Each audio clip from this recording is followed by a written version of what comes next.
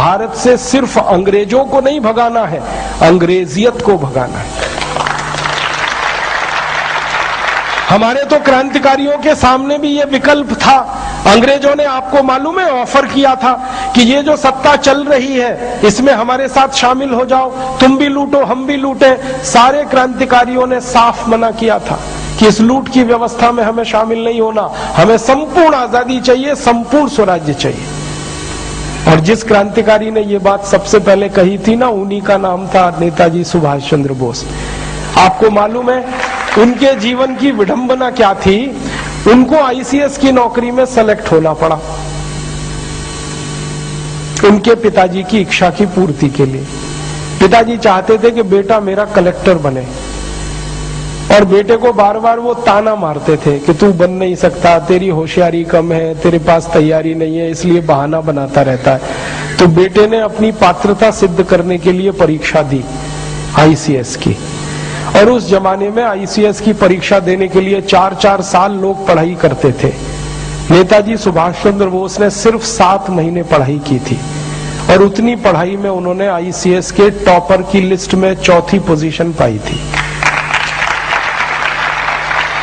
उस जमाने में आईसीएस टॉप करना किसी भारतीय लड़के के लिए तो संभव ही नहीं था, क्योंकि अंग्रेज टॉप किया करते थे उस परीक्षा में। वो पहले भारतीय व्यक्ति थे जिनको 4था स्थान मिला टॉपर लिस्ट में।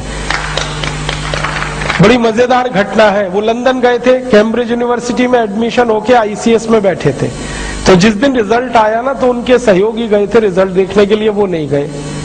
तो उनके सहयोगियों ने नाम देखा तो कहीं नहीं मिला, तो उनको आके कहा कि तुम तो पास ही नहीं हुए। तो उन्होंने कहा ठीक है कोई बात नहीं, पास नहीं हुए। शाम को सेक्रेटरी आया, ब्रिटिश गवर्नमेंट के एक डिपार्टमेंट का सेक्रेटरी आया कि तुम्हारा नाम पास होने वालों में नहीं है, टॉपर वाली लिस्ट में है, और वो लिस्ट अभी तक लगी नहीं।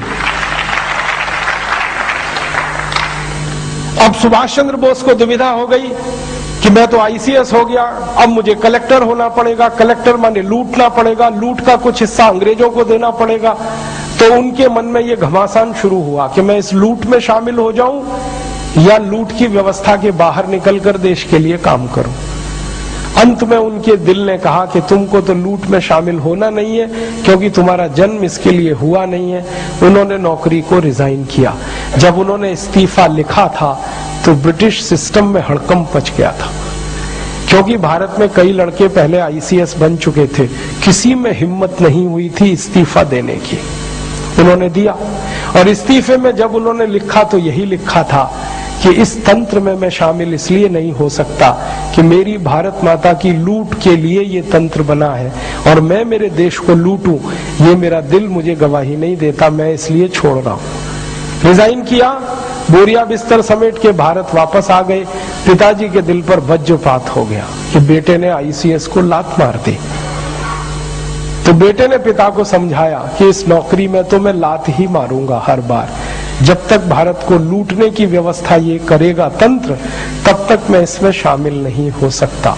इसलिए चंद्रशेखर आजाद ने आईसीएस को छोड़ा, और जैसे आईसीएस छोड़ी उन्होंने, तो सारा देश उनके लिए खड़ा हो गया।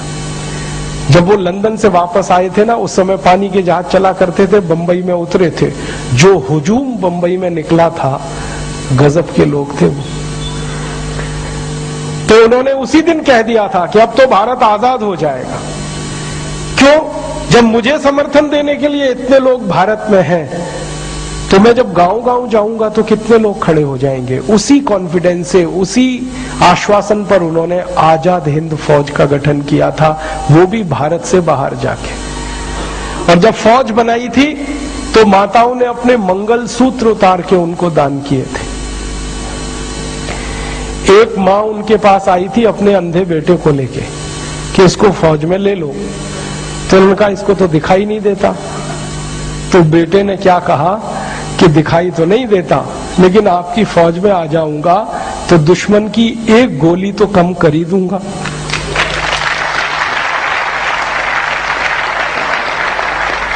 ऐसा उत्साह, इतना समर्थन।